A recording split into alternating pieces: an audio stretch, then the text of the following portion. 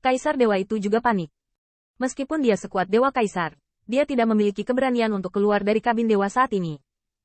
Cermin dewa dikeluarkan dalam cuaca panik, dan alam dewa terpancar di atas tiang kapal Golden Thor, sehingga dia bisa melihat situasi di luar. Namun, Gatre Alam berbuka puasa, dan divine item ini terlihat seperti kertas tipis di depan suara naga yang tak ada habisnya. Namun, jika saya melihat cuaca seperti jiwa terbang dan berpencar, saya bahkan tidak bisa memegang cermin.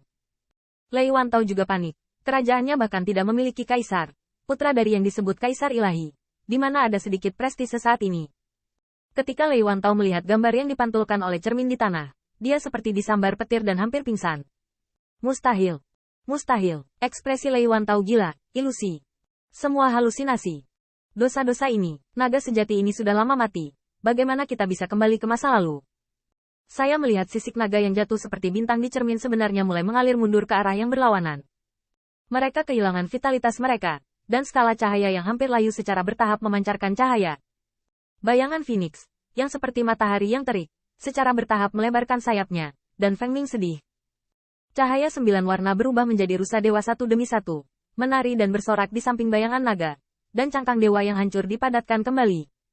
Segalanya tampak pulih ke tahun-tahun yang lalu tanpa akhir. Yang mulia, apa yang harus saya lakukan? Saat ini, cuaca memperkirakan bahwa setiap dewa melakukan pertanyaan yang sama seperti dia. Setiap dewa, putra kaisar ilahi, atau keturunan kaisar iblis, tidak lain adalah menggigil kedinginan. Meskipun ada senjata ilahi yang mirip dengan cermin dewa untuk melihat segala sesuatu di sekitar. Tetapi karena ini, tidak ada lagi keberanian untuk melangkah keluar dari kabin. Melihat sekeliling, ada lebih dari 10 kapal dewa tanpa orang di permukaan. Aku ingin tahu apakah itu satu demi satu siluet menggigil dengan dingin di kapal dewa, yang membuat kapal dewa bergetar hebat. Apa masalahnya? Apakah itu orang berdosa yang memamerkan roh? Brengsek, kamu ingin mati. Saat ini, Anda berani memanggil Sinner. Diam. Anda ingin membunuh kami.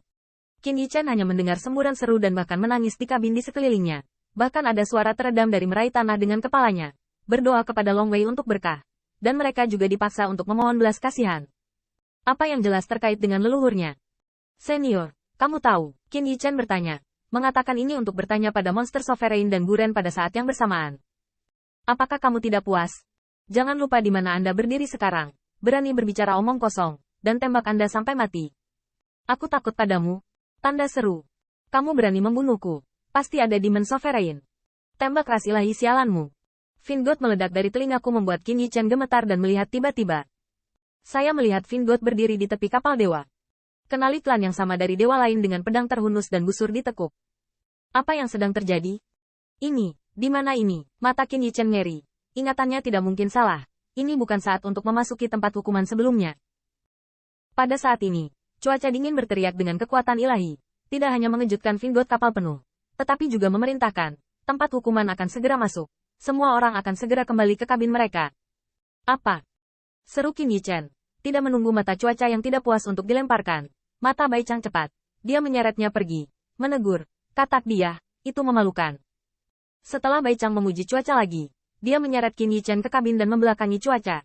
Tiba-tiba menunjukkan senyum masam. Saya berkata, Saudara Qin, bisakah kita tenang?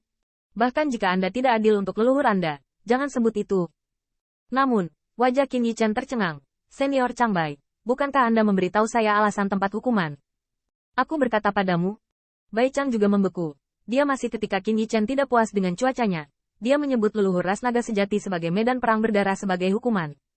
Kakak Qin, apakah kamu baik-baik saja? Kapan aku memberitahumu? Bai Chang bingung. Tapi Qin Yichen sudah penuh dengan kengerian. Kamu. Qin Yichen hanya ingin berbicara, tetapi bisa merasakan mata yang secara bertahap tidak sabar dalam cuaca di belakangnya. Jadi dia tidak dapat menahan keterkejutan di hatinya dan diseret ke dalam kabin oleh Bai Chang.